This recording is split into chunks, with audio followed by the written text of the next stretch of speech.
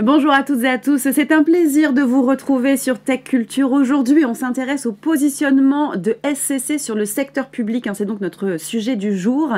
Quelle est la place du Mac dans le secteur public? On en parle avec mon invité Nicolas Danois, bonjour. Bonjour.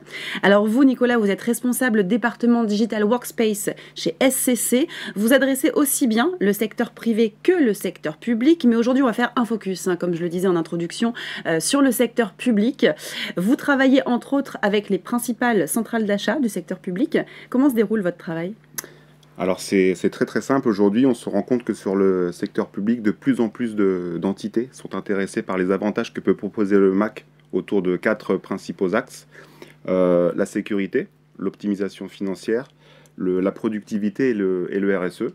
Donc en fait, notre travail aujourd'hui, c'est de les accompagner dans leur transformation digitale, au travers de ces sujets, de manière à pouvoir proposer les meilleures solutions autour du Mac et des avantages que ça peut apporter. Au niveau de la sécurité, les avantages sont importants sur la partie Mac, avec des solutions comme par exemple le chiffrement des données, l'identification via le Touch ID.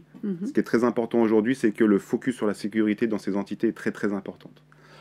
Au niveau de la productivité, ils ont besoin de solutions qui soient aujourd'hui qui permettent de pouvoir se connecter à toutes leurs applications, de pouvoir aussi gérer la partie collaborative, oui, de manière très simple et encore sécurisée, et ce qui répond à énormément de leurs besoins.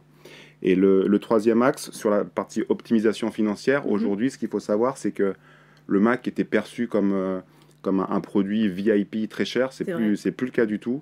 Ça permet de répondre à énormément de besoins de différents collaborateurs en fonction des métiers dans les entités publiques. Et au travers du TEI, le Total Economy Impact, on se rend compte que le Mac aujourd'hui est beaucoup plus agressif en termes de prix que ses concurrents, à configuration identique, et permet de répondre à énormément de besoins. Et il y a un quatrième axe aussi qui est très important, c'est la partie RSE, oui, qui est un gros sujet chez toutes les entités publiques. Cette partie RSE, c'est une problématique importante au sein du secteur public, privé aussi, mais public, c'est vrai. Comment Apple intègre-t-il cette RSE? Alors, en fait, ce qu'il faut savoir, c'est que sur le secteur public, il y a une nouvelle loi qui s'appelle la loi AGEC qui vient d'entrer en vigueur, qui tourne autour de tous les sujets autour du RSE. Qu'est-ce qu'est cette loi? Pour faire très rapide, c'est le fait d'avoir un pourcentage de produits recyclés à pouvoir proposer lors de consultations et d'appels d'offres. Pour pouvoir y répondre, en fait, aujourd'hui, Apple a une stratégie sur le RSE qui est très importante, très développée. C'est un des constructeurs qui investit le plus sur ces sujets-là. Ils veulent être neutres en carbone d'ici 2030, ce qui est un gros challenge, alors que la concurrence, ça sera aux alentours des années 2040, voire 2050. Ah oui, d'accord.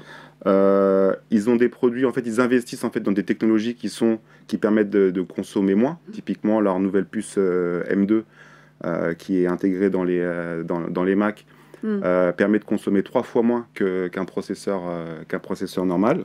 Et surtout aussi, ce qu'il faut savoir, c'est que les produits Mac sont fabriqués à partir d'aluminium 100% recyclé. Et qu'en fait, ils ont une durabilité aussi qui est très importante. Oui, c'est vrai que les produits Mac durent très longtemps. C'est leur point fort. Ça se casse pas, ça se casse pas, c'est robuste, ça fonctionne toujours très bien, c'est évolutif.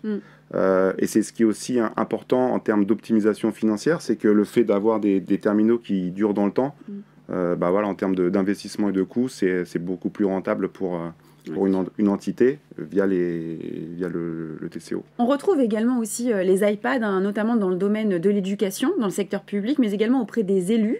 Pourquoi ces secteurs sont-ils plus fortement intéressés par l'iPad? Alors, tous ces secteurs sont très intéressés par les plateformes Apple au sens large. On en voit dans les écoles.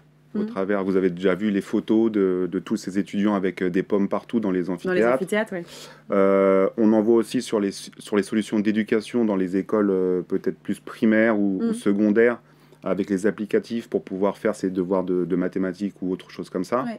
Donc l'intérêt, c'est que c'est sécurisé, que derrière, en fait, tout est managé de manière simple aussi. On en voit aussi à l'Assemblée nationale. Aujourd'hui, les députés ont le choix de choisir entre le Mac et le PC. Et on le voit aussi dans des services ou des solutions qui sont proposées aux mairies quand vous allez voter, par exemple.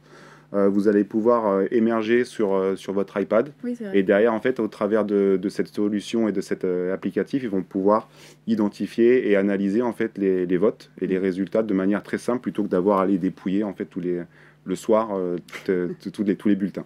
D'accord. Donc il y a pas mal de solutions en fait aujourd'hui qu'on peut proposer autour de l'éducation au travers des plateformes Apple. Eh bien, on voit bien en tout cas tout l'avantage de Mac, des plateformes Apple dans le secteur public. Merci pour toutes ces précisions, Nicolas Danois. De rien. Et merci à vous, comme toujours, de nous avoir suivis sur Tech Culture, sur Digitechnologie. On vous donne rendez-vous très prochainement pour une nouvelle émission. À bientôt.